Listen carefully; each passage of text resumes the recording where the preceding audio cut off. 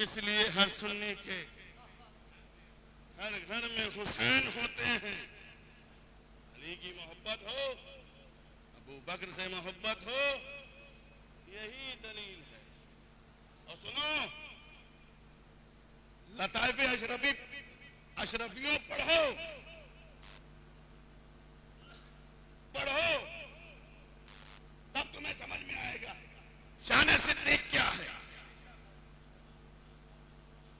सिद्दीक अकबर क्या है, तब समझ में आएगा। मखदूम सुल्तान को पढ़ो, सिर्फ चादर ही मत चढ़ाओ, उनकी तालीमात पे अमल करो। और मेरी तो खुसूसियत यह है मौलाना साहब खालिद साहब, मुझे चाहे रात दिन में हुसैन हुसैन कहूं, अली अली कहूं, कोई मुझे राजी नहीं कहे। मैं किसी का नाम ना लूं, मुझे कोई राजी नहीं कहने को तैयार है। आप सोचेंगे क्यों? मैंने कहा इसलिए कि मेरा नाम ही अबू बकर है।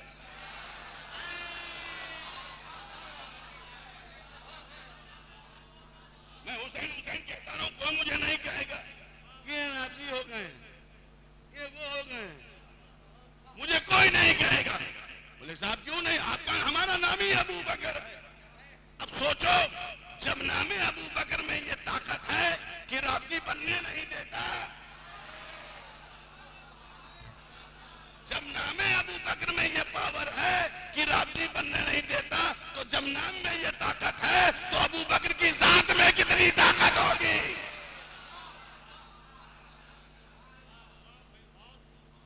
मैं तो जुमला कहता हूं अकीदे से, हमारा अकीदा अबू बकर की मोहब्बत हमें राजी नहीं बनने देती।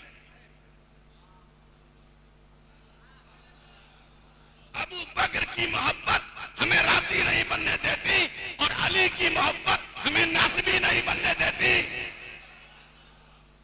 अबू बकर की मोहब्बत हमें राजी नहीं बनने देती, अली की मोहब्बत हमें नासबी और खारजी नहीं बनने देती। हम दोनों से मोहब्बत करेंगे और दोनों को सीने पे बैठाएंगे। क्यों? इसलिए कि राजियत का भी डाका दिल पे ना पड़े और खारजियत का भी डाका दिल पे ना पड़े।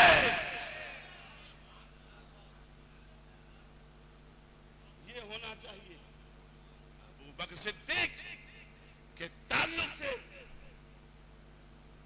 मौला मखदूम सुल्तान सैयद अशरफ जहांगीर समनानी फरमाते हैं, अबू बकर को मामूली मत समझना,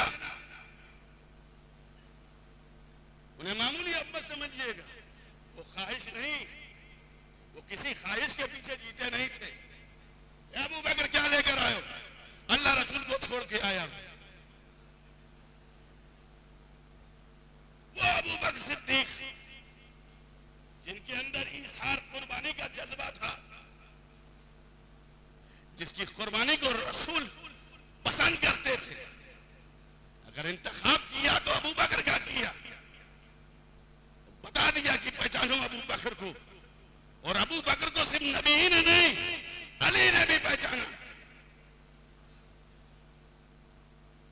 ये शान थी, शान अबू बकर। मखदूम पाक क्या फरमाते हैं? मखदूम पाक कहते हैं अबू बकर जो है वो रिसालत की दलील है। रिसालत की दलील है, मतलब रिसालत की दलील तो रिसालत दावा है, और उसकी दलील जो है अबू बकर है। अब सोचो, जिसने हम दरमियान से अबू बकर को निकाल दिया वो दलील से उलझ गया, और जो दलील से उलझ जाता है वो दलील में नुक्ता लगा दो तो जलील हो जाता है।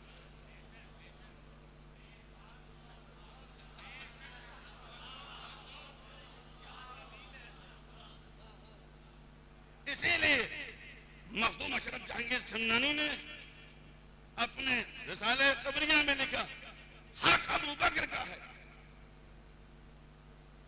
हक का लफ्ज अबू बकर के लिए इस्तेमाल किया, फिर हक का लफ्ज उमर के लिए इस्तेमाल किया, फिर सुम्मा का लफ्ज का सुम्मा उस्मान व सुम्मा अली, सुम्मा उस्मान सुम्मा अली, सुम्मा सुम्मा दोनों के लिए हक के बारे में अबू बकर उमर। मतलब क्या?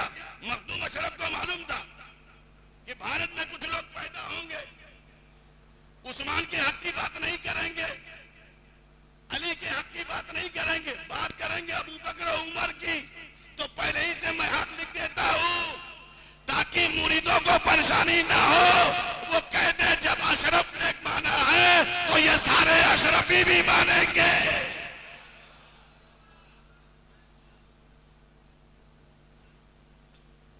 हज़रात मोहतरम,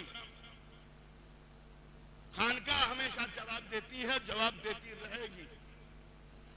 ऐसा नहीं है कि लोग इल्जाम लगाते सब राबजी हो रहा है। राबजी आसान बनना, राबजी बनने के लिए बड़ा माल खाना पड़ता है।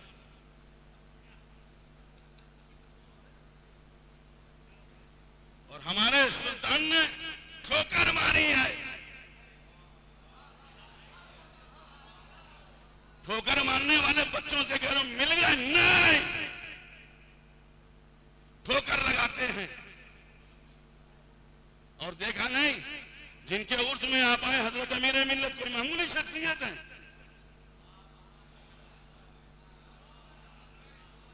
हमें तुमको कमरे में बंद कर दिया जाए तो तुम भाग खड़े हो। जिसने पूरी जिंदगी एक हुजरे में गुजार दी वो अमीर मिल्लत अमीरुल औलिया है। और कोई ऐसे नहीं थे कि अल्लाह कुछ पढ़े लिखे नहीं थे, नहीं, जामे नईमिया के फारिग थे। उनके न जाने कितने शागिर्द हैं। शेर और सुकन की दुनिया में मुजाहिद दौरा हमारे दादा Syed Muzaffar Hussain, member of parliament Ashrafi Jilani रहमतुल्लाह ताला अलैह, फरमाते थे कि जब शेर और सुकन की